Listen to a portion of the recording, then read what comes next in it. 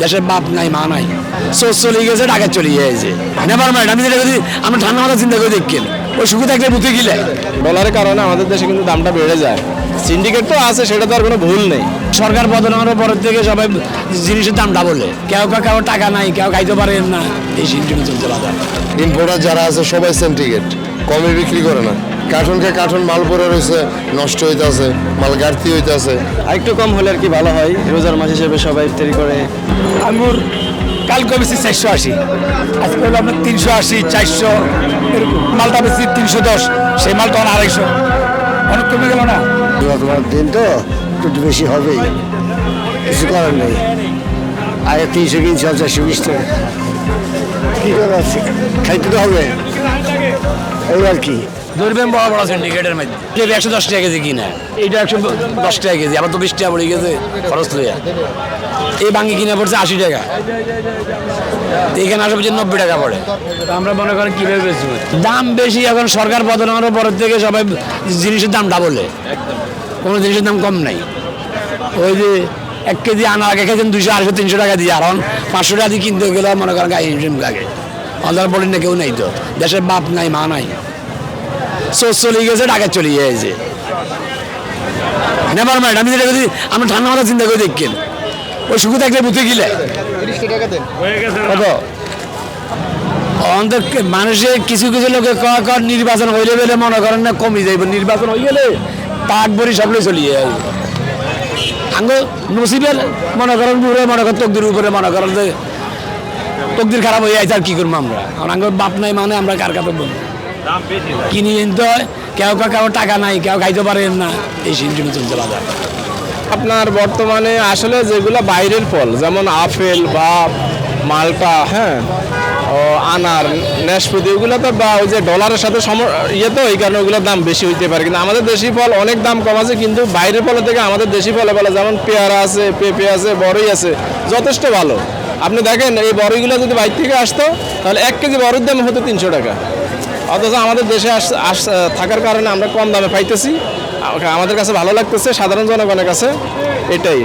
সেটা তো কিছু থাকতে পারে, তারপরে ডলারের সাথে, ডলারের অনেক দাম, তো ডলারের কারণে আমাদের দেশে কিন্তু দামটা বেড়ে যায়। সিন্ডিকেট তো আছে, সেটা তো আর কোনো ভুল নেই, যতটুকু জানি আর কি, বা বুঝতে পারি আর কি। জানা বলতে কি আমরা বুঝি আর কি যতটুকু।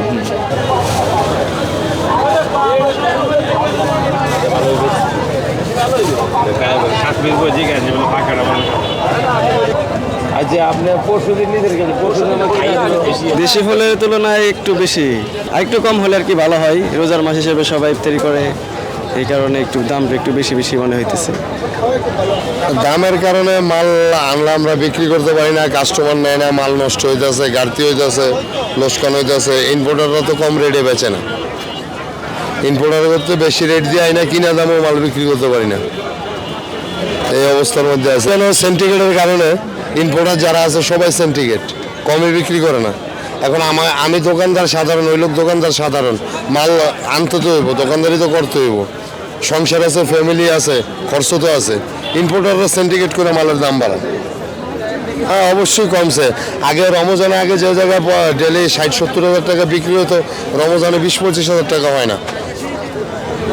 রমজানে 20-25-30 হাজার টাকা বিক্রি করতে বহুত কষ্ট হয়। কার্টনকে কার্টন মাল পরে রয়েছে, নষ্ট হইতেছে, মাল ঘাটতি হইতেছে।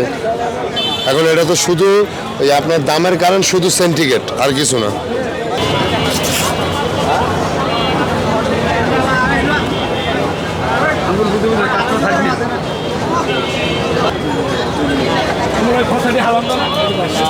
বিদেশি ফলের দাম হচ্ছে আপনার প্রথম রমজান আগের তুলনায় এখন একটু দাম মোটামুটি একটু কমছে। আপনার প্রত্যেকটাই মিনিমাম 50 টাকা, 40 টাকা, 30 টাকা এরকম করে দাম কমছে, প্রত্যেকটা আইটেমই মোটামুটি দাম একটু কম।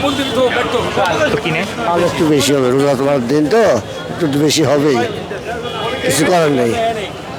আগে 300 কিনছি, 420 টাকা, কী করার আছে, খাইতে তো হবে এই আর কি। 200 দাম একটু বেশি। 120 ফলের দাম কি বেশি? একটু বেশি, খুব বেশি না, তো একটু বেশি। এইটা আগে 280 করে নিতাম, কিন্তু এখন 320। আর মোটামুটি সব জিনিসের একটু দাম বেশি। আপনার কি মনে হয়? না, আপেল এগুলো চলে, সারা বছরই চলে। দেশি ফল, পেয়ারা, বড়, এগুলো তো সবসময় পাওয়া যায় না।